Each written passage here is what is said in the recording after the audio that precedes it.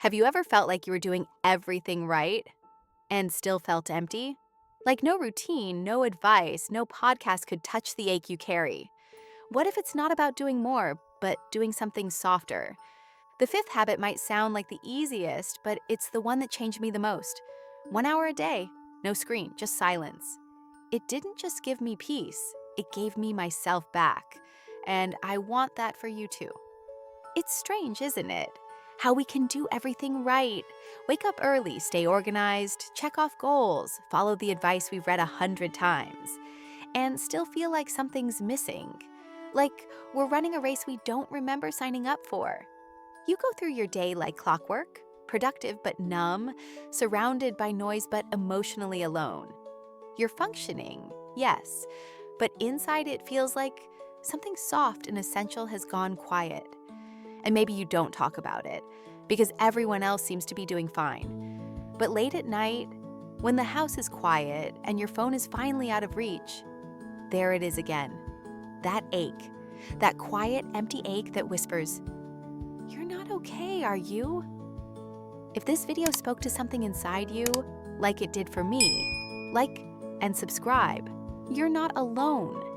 And if that's you, if you've been holding it together, doing your best, showing up in every way you know how, then I want you to hear this.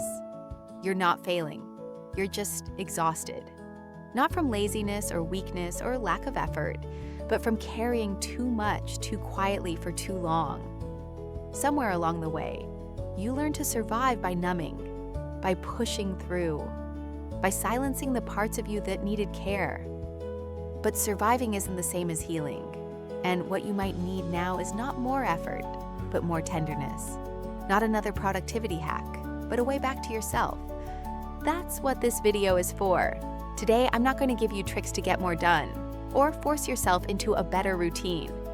I'm going to share with you 5 small, honest habits that didn't just organize my day, but quietly help me heal. These aren't dramatic or flashy. They won't change your life overnight, but they did change mine, slowly, deeply, and in ways I didn't expect. And if you give them a chance, they might just open something inside you too. These habits were born out of real moments. Some painful, some tender, all true. This isn't about a transformation that happens in a week. It's not a reset button or a reinvention story. It's about returning, softly, to the parts of you that got buried under survival. The younger you who wanted to be loved, not just productive, the present you who's tired of pretending, the whole you who still exists underneath it all. So take a deep breath, let the weight drop for just a moment, and come with me. Let's begin with the first habit. Every Sunday morning, before the world stirs too much, I write a letter to someone I once left behind, my younger self. Not out of nostalgia, not for poetry, but because something sacred happens when you speak gently to the child inside you. I sit down with a cup of coffee, a blank page, and I begin. "Hey, I know this week was hard. Let me tell you what we made it through." It's not about rewriting the past. It's about offering it the voice it never had. Because most of us carry wounds from moments when we felt small, scared, or invisible. And no one came to explain, to soothe, to say, "You weren't wrong for feeling that way." Writing these letters gave me a place to say what was never said, to name the things I used to only feel in my body. Tight chest, clenched jaw, tears I never let fall. There's a power in giving language to the silence. Studies in narrative therapy have shown that when we externalize our inner story, especially when writing to a younger version of ourselves, we reduce shame and increase emotional regulation. The act of letter writing becomes a bridge between who we were, who we needed, and who we're still becoming. Sometimes, the letters are filled with compassion. Other times, I find myself apologizing for the pressure, the perfectionism, the way I used to believe that being good meant being quiet. And in the process, something shifts. I stop demanding so much from myself. I stop treating my softness like a problem to fix. It doesn't happen all at once, but over time, the letter becomes less about pain and more about reunion. I remember one Sunday in particular. It was raining in Nashville. I had just come through a week of overwhelm and failure, the kind that spirals you into old doubts. I wrote, "I know it feels like you'll never be enough, but I'm here now. I see you. You don't have to earn rest anymore." And when I finished that letter, I cried.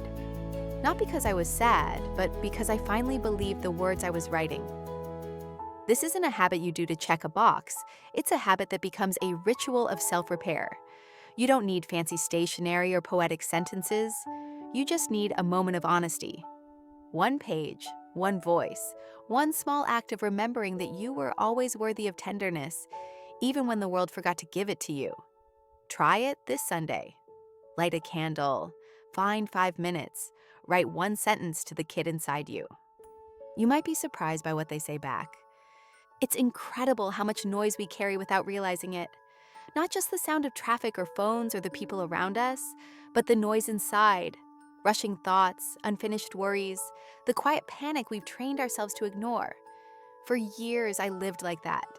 Always doing, always moving, always avoiding the stillness because I didn't trust what I might feel if I slowed down. Until one evening, almost accidentally, I turned off the lights, lit a candle, and sat. Just sat.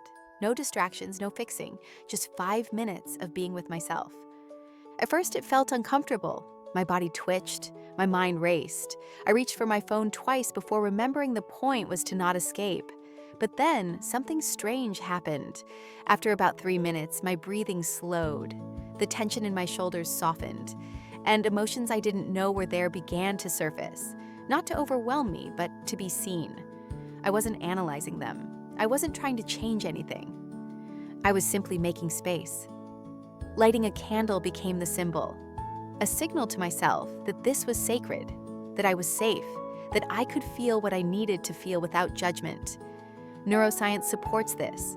When we practice mindful presence, even briefly, we lower cortisol levels and increase activity in the brain's compassion center. We become less reactive, more aware. It's not magic, it's presence. And it's something most of us are starving for without knowing. I've done this habit in so many places: hotel rooms, bathrooms, kitchen counters at midnight. It doesn't matter where. What matters is that it's consistent. That 5-minute window became a mirror. Some nights I cried. Some nights I sat in silence. Some nights I smiled, just from the relief of not having to pretend. The candle doesn't fix anything, but it invites you back to a truth that gets lost in the rush, that you are allowed to feel. There was one night in particular I'll never forget. I had been holding in grief for weeks, smiling through everything, telling myself I was fine.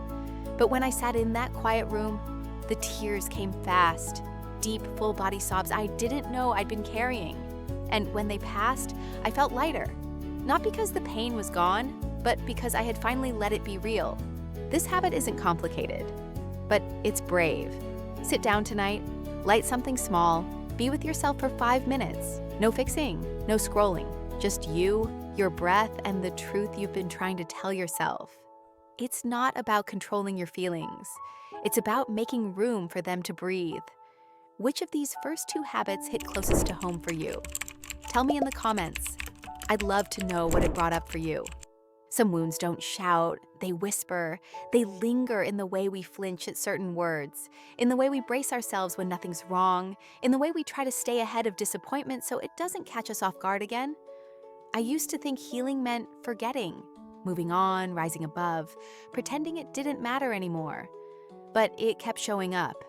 In relationships, in work, in the way I sabotaged good things, because a younger version of me still didn't feel safe. Until I tried something different. I picked up a notebook and wrote the sentence, "Here's what hurt me, and here's what it taught me." It wasn't a fancy exercise, just a truth-telling moment between me and the page.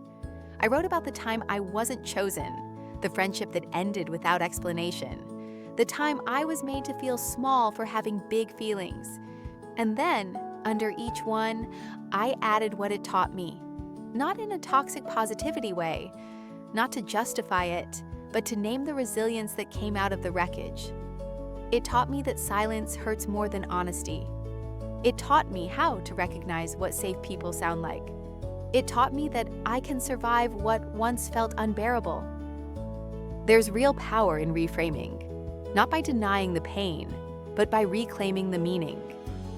According to research in post-traumatic growth, people who intentionally reflect on how painful experiences shaped them tend to develop greater empathy, inner strength, and clarity. But you don't need a study to know this. You can feel it in your bones when a piece of your story stops being just a wound and starts becoming a thread in your becoming. I remember one night, sitting in a tiny apartment in Portland after a conversation that left me hollow. I wanted to disappear. Instead, I lit that same candle, opened my journal, and wrote the words, "This hurt, and it matters, but I'm still here." And as I wrote what I'd learned from it, I realized something. The lesson wasn't about what they did to me. It was about what I could now do differently for myself. This habit doesn't have to take hours. Even just one sentence can shift something. This hurt me. This shaped me. This is what I know now. It's not about closure. It's about clarity. And the more you practice it, the less you fear the past. You begin to see that even the darkest chapters gave you a voice you're only now learning how to use. So try it tonight. Write down one thing that hurt you and what it left behind that's quietly made you wiser. That wisdom is yours now. And it's worth writing down. There's a part of healing no one prepares you for. The part where you realize it's not just others you need to forgive. It's you, the younger version of you who didn't know better, the present version who still messes up sometimes, the version that tries hard but still falls short. I used to think forgiveness was about letting someone else off the hook. But then I realized I'd been carrying guilt like a second skin. Guilt for the things I said, the times I stayed silent, the boundaries I didn't hold, the people I disappointed, including myself. That's when I started forgiveness journaling, not as a performance, not with the goal of letting go in one magical entry, but as a quiet space where I could say the things I didn't even know I needed to hear. I'd start with the phrase, "I forgive you for," and let the words come. I'd write things like, "I forgive you for not knowing how to ask for help," or "I forgive you for shrinking in that moment. You were scared, and that's okay." Or, "I forgive you for trusting someone who wasn't ready to be trusted." At first it felt awkward, like I was trying to console a stranger, but the more I wrote, the more familiar that voice became. Softer, wiser, less angry, and eventually, I began to feel something I hadn't felt in a long time. Grace. Not the kind handed down by someone else, but the kind that rises from within when you finally stop punishing yourself for simply being human. Studies in self-compassion, particularly from Dr. Kristen Neff's research, show that people who actively engage in practices of inner forgiveness are more emotionally resilient, less anxious, and more connected to others. Because when we learn to sit with our own mistakes with kindness, we stop seeing ourselves as broken and start seeing ourselves as learning. I remember one morning in Atlanta, sitting at my kitchen table after a hard conversation. My chest was tight with regret. I opened my journal and wrote, "I forgive you for reacting instead of listening. I know you were scared. You're learning." And just that sentence, just that voice, softened something sharp inside me. Forgiveness doesn't mean forgetting. It means remembering with love. It means meeting your own imperfection with the same compassion you'd give a child learning to walk. If you've been carrying blame, especially the quiet, invisible kind, try this tonight. Start with one sentence. You don't have to believe it yet. Just write it. Let the words begin to loosen the grip. You might find that the person who needs your grace the most has been waiting in the mirror all along. Have you ever tried forgiving yourself on paper? If so, how did it feel? If not, what's held you back? I'd love to hear your story in the comments. I didn't realize how much of myself I was missing until I turned everything off. No notifications, no background noise, no scroll, just silence. At first, it was terrifying. I'd gotten so used to filling every spare moment with a screen, a song, a feed, a distraction, something to keep me from being alone with my thoughts. But One night in Austin, I was so emotionally drained, I just powered everything down.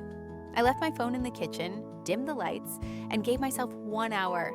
No tech, just me. It wasn't glamorous.